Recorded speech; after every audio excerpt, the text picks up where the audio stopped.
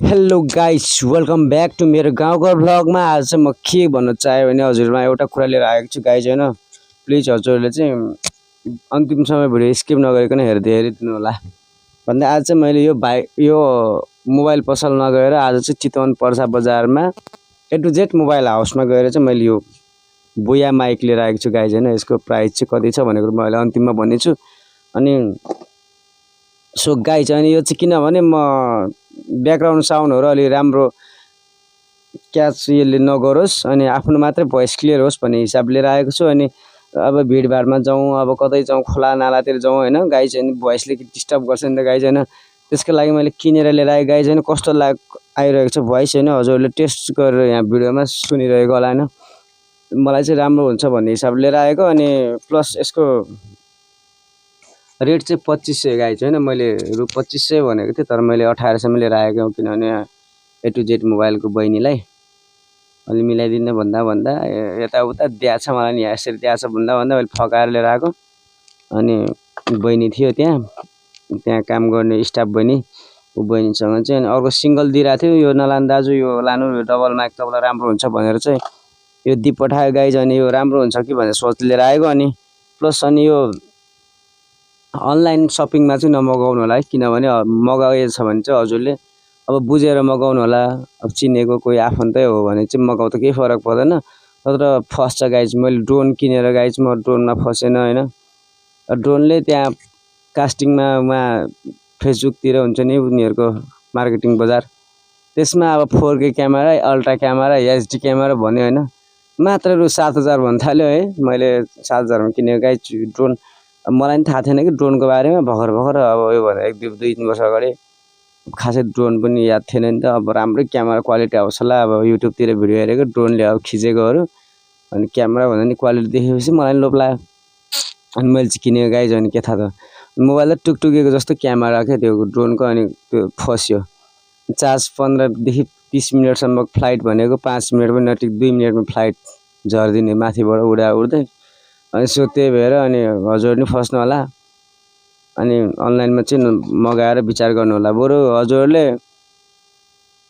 ठुल्ठुलो मोबाइल हाउसतिर गएर आफै बुझेर गएर किनेपछि त यो अलिक भनेको प्राइस भन्दा नि घटाउन पायो। अनि यो यसको चेक गर्न पायो नि त गाइज, यसले काम गरेछ गरेन हैन, कामले कस्तो काम गरेछ गरेन नि। अब अनलाइन शपिङमा त काम गरे यहाँ पुरै टेप टासेर ल्याइदिया हुन्छ, अनि प्याक गरेर खोलेर हेर्न नि दिँदैन क्या। त्यही कारणले अनि फसिदिन्छ। म त्यस्तो धेरैचोटि भएको छु गाइज हैन। अब म चाहिँ चेत फर्क्या अनलाइन शपिङमा। अब म चाहिँ आफै गरेर लिएर आएको। अब यो शपिङ चाहिँ मेरो दसैँ शपिङको लागि यही हो मैले किनेको। मेरो सोच नै अब क्यामेरा चाहिँ त्यही मोबाइलबाटै सुट हानिदिएको छु गाइज हैन। मेरो क्यामेरा छैन, अब भ्लग मेरो आउने भनेको मोबाइलबाट गाइज, किनकि अब आइफोनहरू भएको त राम्रो आउँछ होला गाइज। अनि भिभो मोबाइलबाट सुट गरेको छु। भिभो मोबाइलबाट चाहिँ अलिकति क्लियर नआउने क्या। अनि एडिट गर्दाखेरि क्वालिटी घट्दो रहेछ। अनि एडिट गर्नु पर्यो, गर्दाखेरि क्वालिटी कम, अनि युट्युबमा हाल्दाखेरि झन् कम। त्यही कारणले अलिकति राम्रो नहुँदो रहेछ। अनि अब 3-4 हजार सब्सक्राइबर पुगेपछि चाहिँ म अलि राम्रो क्वालिटीवालाले म भ्लग लिएर आउँछु गाइज। एकदम इम्पोर्टेन्ट भ्लगहरू लिएर आउँछु है, टुरको भ्लग लिएर आउँछु। हजुरले नयाँ साथीहरू हुन्छ युट्युबलाई सब्सक्राइब गरिदिनु होला। अनि सब्सक्राइब गरेर अनि यो युट्युबलाई, मेरो गाउँको भ्लग युट्युबलाई सेयर गरिदिनु होला। छिटो 3 हजार प्लस सब्सक्राइबर पुर्याइदिनु होला।